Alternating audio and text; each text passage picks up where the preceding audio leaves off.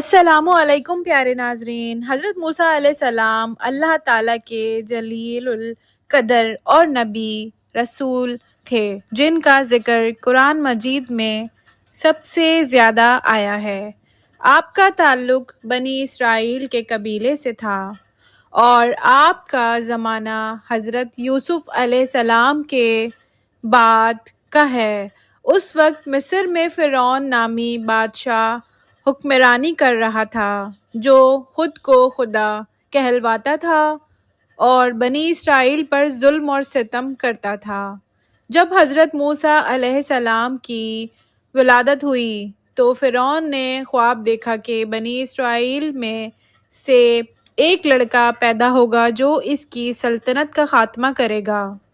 اس نے حکم دیا کہ ہر نوادہ لڑکے کو قتل کر دیا جائے، مگر اللہ تعالیٰ نے موسیٰ علیہ السلام کی حفاظت کا انتظام فرمایا۔ آپ کی والدہ کو وحی ہوئی کہ بچے کو ایک صندوق میں رکھ کر دریا میں بہا دو۔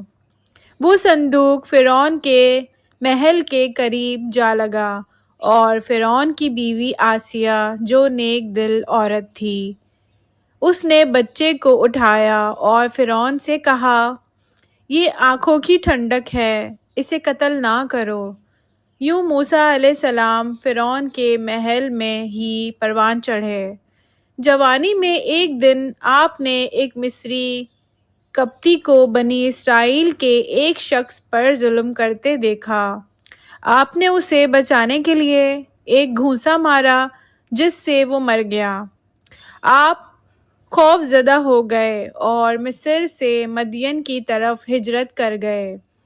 وہاں آپ کی ملاقات حضرت شعیب علیہ السلام سے ہوئی جنہوں نے اپنی بیٹی صفورہ کا نکاح آپ سے کیا۔ کچھ سال بعد اللہ کے حکم سے آپ واپس مصر آ گئے۔ پیارے ناظرین، راستے میں طور سینا پہاڑ پر اللہ تعالیٰ نے آپ سے کلام فرمایا۔ یہی وجہ ہے کہ آپ کو کلیم اللہ کہا جاتا ہے۔ اللہ نے آپ کو نبوت عطا کی اور معجزات دیے۔ عصا مارنے سے پتھر سے پانی نکل آتا اور سانپ بن جاتا اور ید بیضا ہاتھ چمکنے لگتا۔ آپ کو حکم ملا کہ فرعون کے پاس جا کر بنی اسرائیل کو آزاد کراؤ اور اسے توحید کی دعوت دو۔ فرعون نے انکار کیا اور خود کو خدا کہنے لگا۔ اس نے موسیٰ علیہ السلام کو جھوٹا کہا اور جادوگروں کو بلا کر مقابلہ کیا، مگر جب موسیٰ علیہ السلام نے اپنے عصا زمین پر ڈالا تو وہ اژدہا بن گیا اور جادوگروں کی سب رسیاں نکل گئیں۔ جادوگر ایمان لے آئے مگر فرعون نے مزید ظلم بڑھا دیا۔ پیارے ناظرین، بالآخر اللہ تعالیٰ نے موسیٰ علیہ السلام کو حکم دیا کہ بنی کے ساتھ پیچھے آیا کہ بنی اسرائیل کو لے کر مصر سے نکل جائیں۔ فرعون اپنی فوج کے ساتھ پیچھے آیا۔ جب سمندر کے کنارے پہنچے تو موسیٰ علیہ السلام نے عصا مارا تو سمندر پھٹ گیا اور راستہ بن گیا۔ زمین بنی اسرائیل پار کر گئے اور فرعون اپنے لشکر سمیت غرق ہو گیا۔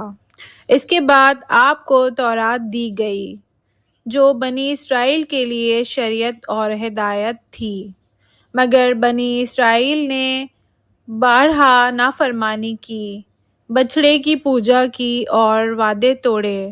موسیٰ علیہ السلام نے انہیں بار بار نصیحت کی مگر وہ اکثر سرکشی پر قائم رہے۔